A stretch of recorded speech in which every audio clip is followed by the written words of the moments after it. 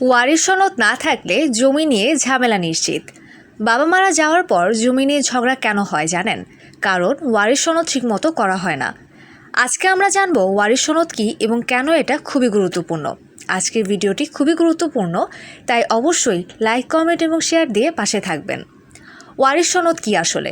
ওয়ারিশ সনদ হলো মৃত ব্যক্তির বৈধ উত্তরাধিকারীদের তালিকা। কেন ওয়ারিশ সনদ প্রয়োজন? জমি ভাগাভাগি করতে, নামজারি করতে, ব্যাংক বা আইনি কাজে ব্যবহার করতে।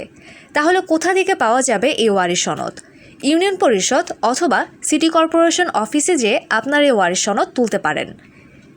ওয়ারিশ সনদ তুলতে কী কী কাগজ লাগে? মৃত ব্যক্তির মৃত্যু সনদ, আবেদনকারীর এনআইডি, পরিবার সদস্যদের তথ্য, চেয়ারম্যানের প্রত্যয়ন। বাস্তব একটি উদাহরণ দিই।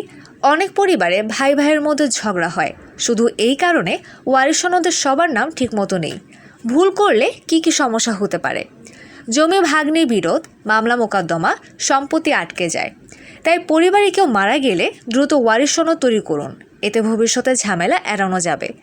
এই ভিডিওটি বেশি বেশি শেয়ার করুন, কারণ এটি অনেক পরিবারের জন্য একটি গুরুত্বপূর্ণ তথ্য। ধন্যবাদ।